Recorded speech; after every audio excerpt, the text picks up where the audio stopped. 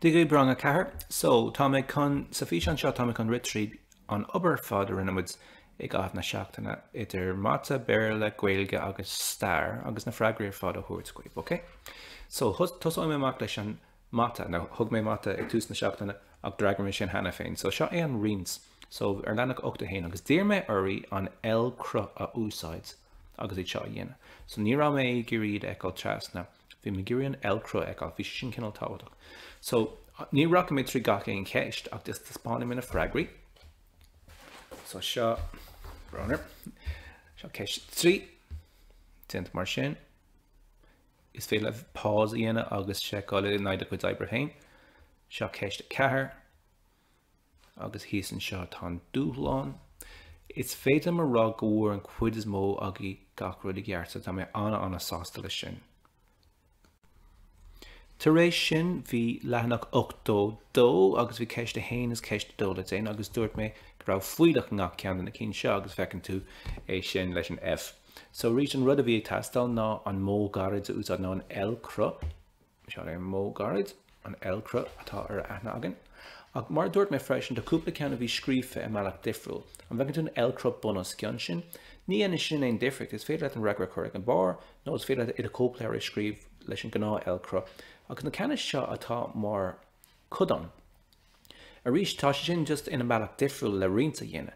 Chuann tú an ihar mór i taobhistid an L cru agus an ihar beag taobh mo. So ceist a chéan bhí sé mar seo a rís pás an fhí seán agus ten seicla a chuid oibre féin.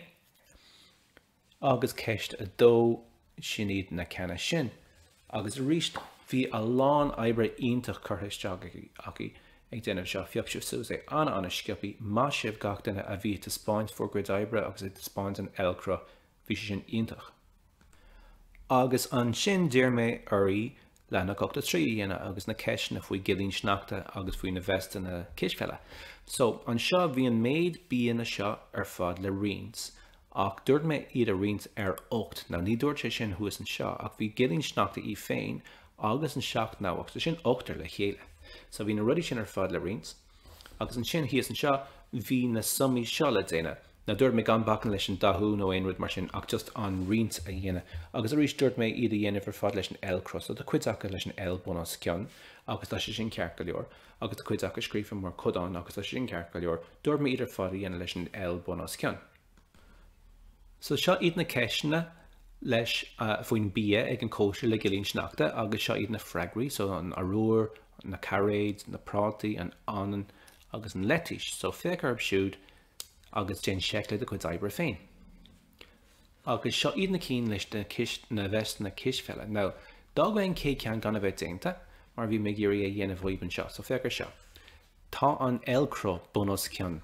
Agus ní ana sin éon difricht, is féidir a dhéanamh mar sin más fearr leat. So fécar seo. Seachas an regra chuir faoi cosú leis na cínéile. Céhhéid seachtatá na cúig, well, níl éon ceann. Agus tá mé chun an regra chuir os a ceann. Céhhéid seachtatá an 3, tá 7 gín, mar tá 7 fá 7 chum na carcaní. So cíann sin ghfuil foiilech de cethir. Dom rud a gnearn tú é leis an gná L cru tá sin fearfa freisin. Tá mé gurí hespáins gur féad a dhéanamh an dámhhealach. Mar nuair bhéh sibh an rang a cúig béid sibh déanamh rint ada, cai tú rint ada dhéanamh mar sin mar tá a regra chun a bheith níos fuide híos an seo. Bud le haid rint gear is cuma cén chuí dhéana tú é. So rís fécar na Freagraí, seo iad na Freagraí ar fad don na ceisna na seo. Agus pás an fhí seán más gáid agus déan seicla a chuid oibre féin.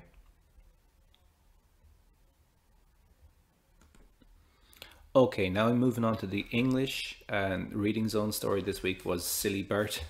You sure it was silly. So I hope you enjoyed reading the story. I'm just going to fly straight into getting the answers. And well done to everybody who read a little bit and put it back on Seesaw. That was nice to hear as well. Okay, so the A questions. What job had Bert's mother? Bert's mother was a spinner. Question 2. What did Bert collect in exchange for the wool? Bert collected a silver coin in exchange for the wool. Question 3. Where did Bert put the cheese before setting off home? Bert put the cheese on top of his head before setting off home.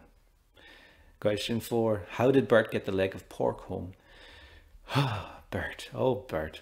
Bert tied a leash to the leg of pork, or a string if you want, and dragged it home on the road after himself. Question 5. What did Bert buy with his share of the money? With his share of the money, Bert bought a pair of sturdy work boots. Okay, the B questions. A shimmering fish darted past. Shimmering, glimmering is the closest word. It's kind of shiny and sparkly. 2. Bert promptly put the cheese in his head. That's immediately, without waiting. D, immediately. Question 3. You should have carried it, she said with irritation.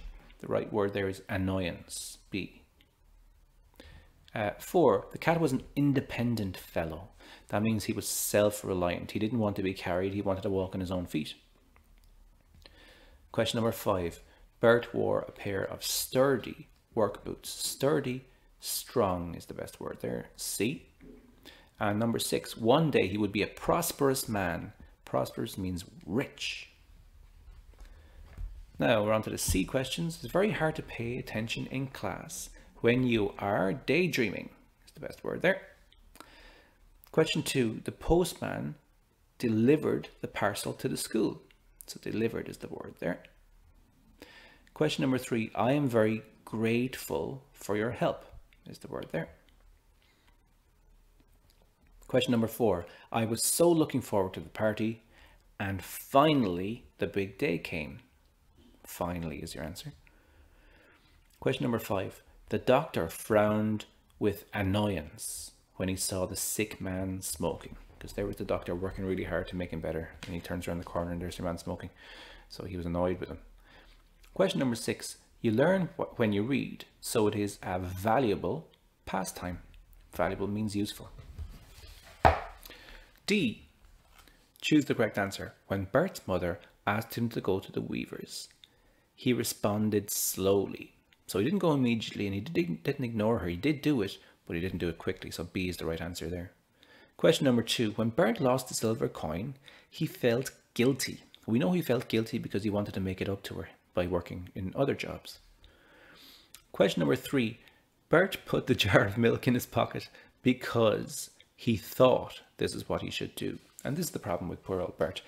He thought he was doing the right thing all the time, but he didn't realize that sometimes the right thing for one situation isn't the right thing for another situation. But he learned that by the end of the week, didn't he? Question number 4. The baker paid Bert with a loaf of bread. Oh no, he didn't actually, did he? No, the baker paid Bert with a tabby tomcat. Yeah, sorry. It would have made sense to give him a loaf of bread, wouldn't it? He probably would have put it on his head or something. Sorry, that was my mistake. The answer for 4 is C, a tabby tomcat. Tabby means that kind of orangey, stripy, kind of browny, blacky, kind of stripy cat. Number 5, we learn from this story that Bert became accustomed to working. That means he got used to working. He started getting money for, or getting paid for his work, and he actually enjoyed that. Okay, now we're going to look at the E questions. I'm going to flip back to the last E questions first of all.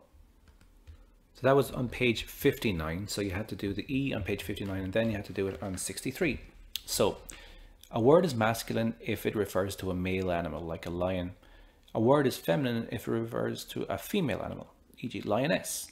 So write the feminine version of the underlined words. So it should be, the farmer called the vet to examine the cow. So change from bull to cow. Question 2, the goose devoured the scraps of food. Change from gander, which is a male goose, to goose, which can be used for female.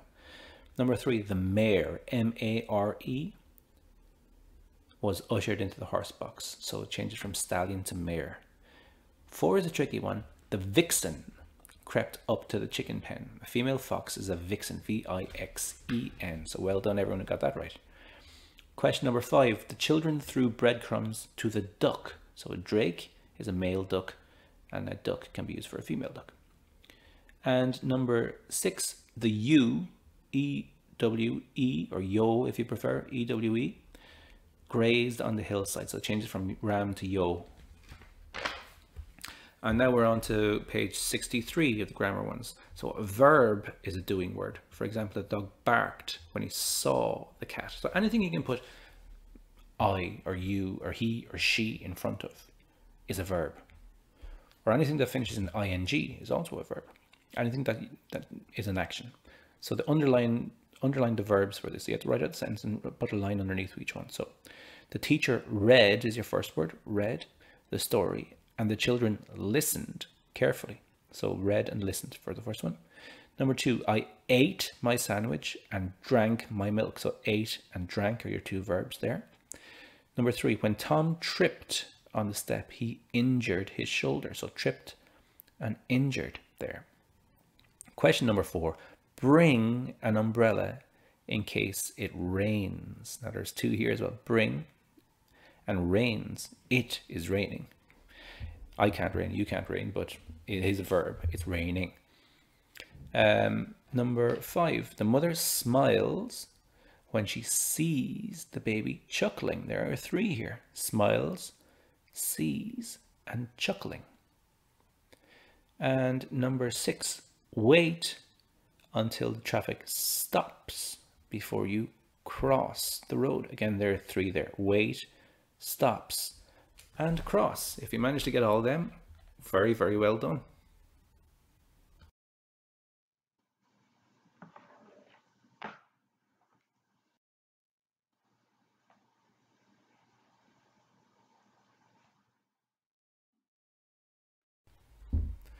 Mar sin an céad pí a ghaeilge bhí agaí ná íleannach 371 agus leis a bhíad go cormach agus tháinig sibh mé hain ag léomhíad agus gur mágiasach na daine a chur pí a léthachta a ráis agam agus seo iad na ceisna bhí agaí. So ceiste hain, cá bhfuil Aoife ní Nicol ina cónaí. Tá sí ina cónaí gunta fortláiriga.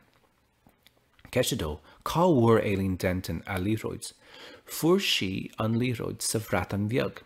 No an trá sa bhreat an bheag má bhíonn tú gurí beidir nach bhfuil sin lúte ach fuair sí é sa fáige ach ag an brat an bheag, so bhí sé tábhacht ag an brat an bheag go lua. Ceiste 3, céimhéad ama a bhí an líróid sa bharige. Bhí an líróid sa bharige ar feadh 7 lá, nó 7 má bhíonn tú gurí sin rá.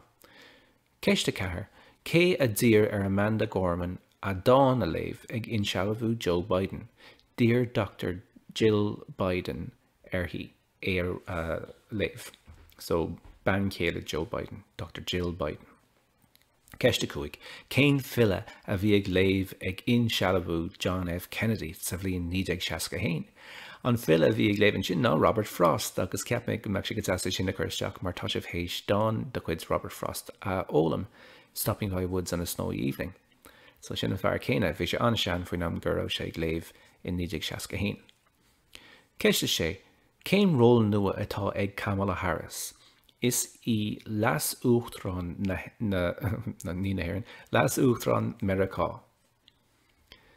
Ceiste 7, Anamig Burt a bhí ag canna ag insealbhú Joe Biden. Well, an trúr a bhí lútsa sa písa scríbhneoirte ná Lady Gaga, Garth Brooks agus Jennifer Lopez. So the murder Bert as an trúr sin lútsa bhí sin go bra.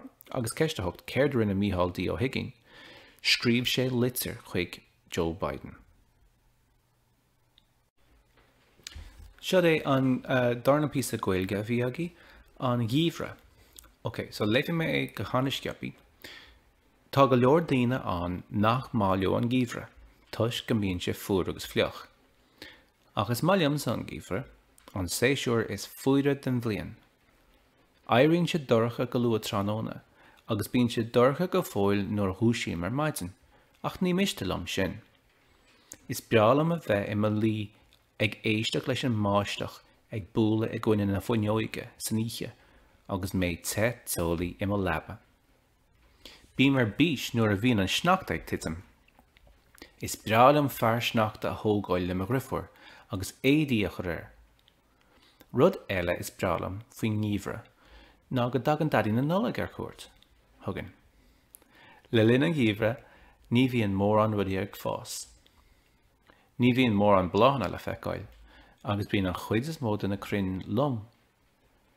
Bíonn riont anmhíthe ina gula le linn an gíomhre, an ghráineog mar hampla. Ní thuaisíonn siad i gceart ón gula gíomhre seo go dtí an tearach. Is trúlam na hain ag an amsead an bhliain, mar bíonn sé dechar acha bia a áil. Cai siad péiste na beaga a áil ón talamh, agus minic a bhíonn an seoch an.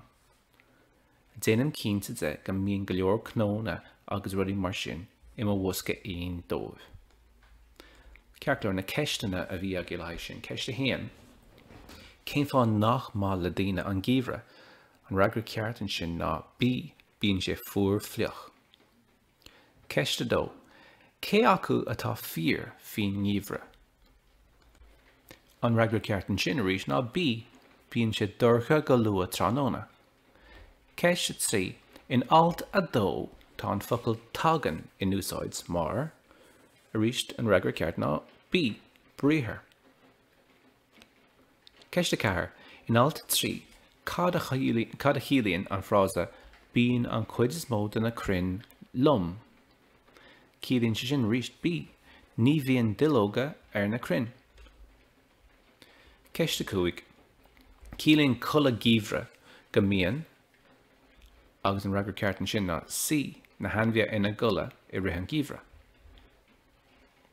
Agus ceist a sé. Conas atá is agan gur duine cinálta é an túidir.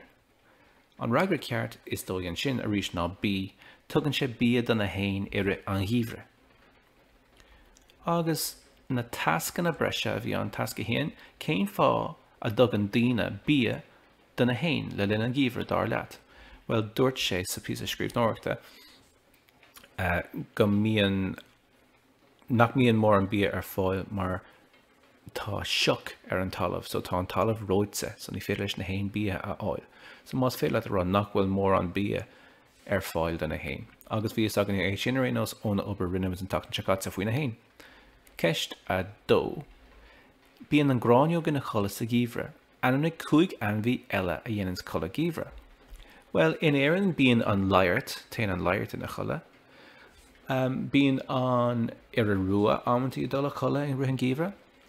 Anmhíthe eile beidir nach bhfuil an éireann a dhéanann sé, ná an béir, an tartar freisin. Cuid anmhíthetá gan an éireann ar nós an íaltóg ná scíán leathair. Agus an frog. So sin iad na cinál anmhíthe a bhíonn ag dul a chola don gíomhre ar fad.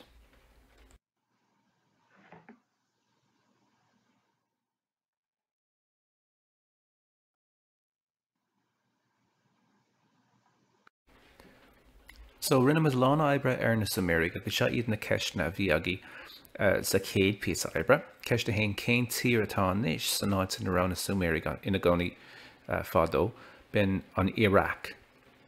Ceist a dó, anamig an dá abhainn a bhí na Sumérig ina gcónaí atra bin an abhainn na Tigrise agus abhainn na Theofréite. Ceist a trí, céir a tharla gach bliain den tháinig sin. Bhí tiltte an, so dáirdigh leibhéal an isce agus thuaidh sé thar brúcha na nánacha.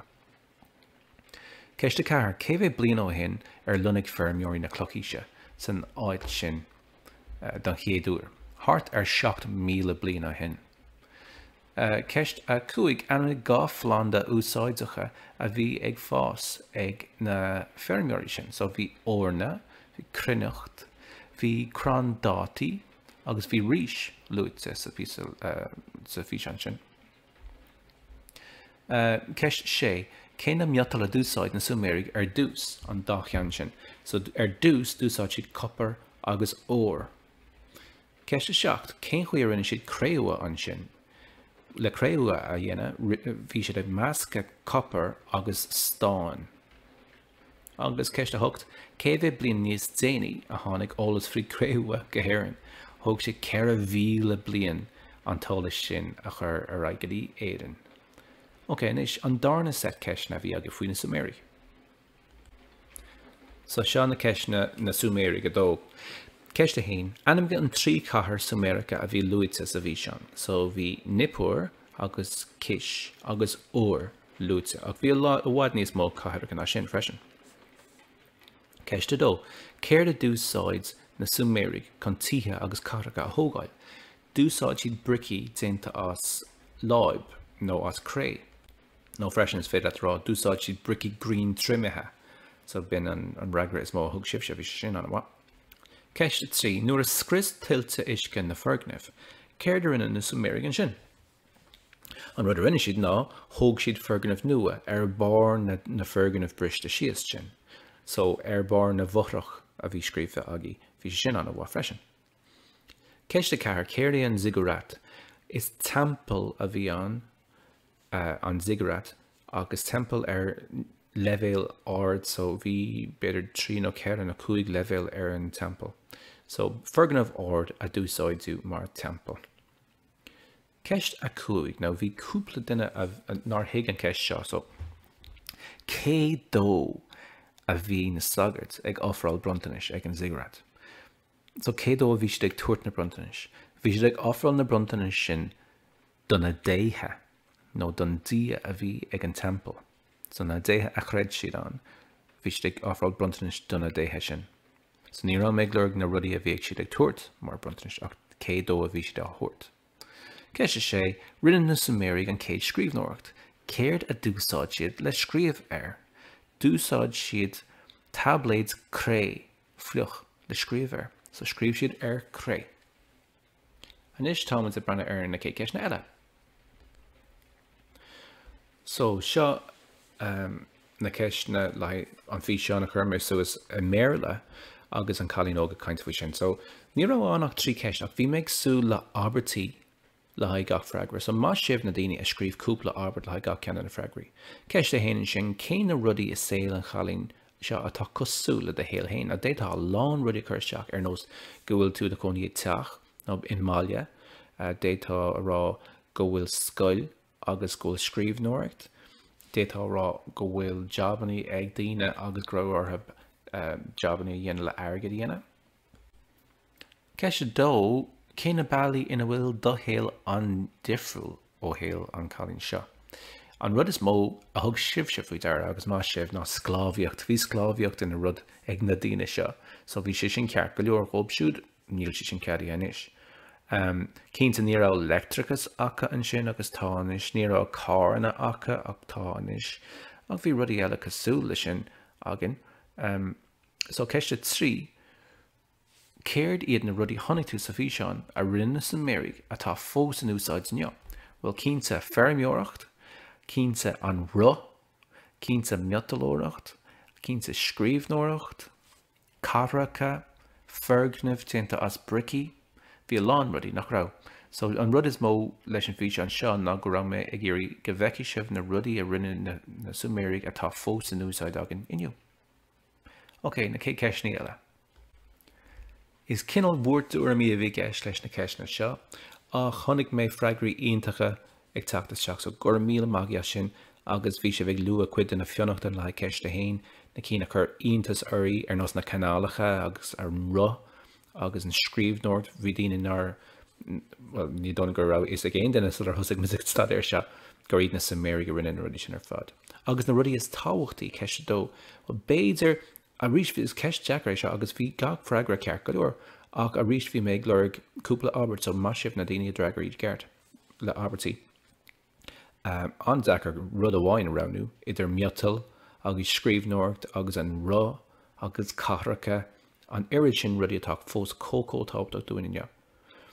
Agus ifrid 3 bhhaile sa dul siirgadí am na Suméireach agus bhí rionsdaoine rá gur bhá agus bhí rionsdaoine rá nar bhhaileb agus a sin ar fad ceart go leor. Well, na fhí seán ar fad ar bhreanig sibh orthab tá lán ólas feite agaí agus tá mé chun cthúta dhéine ar na Sumérig agus tá sin go bhain sibh soltás sin.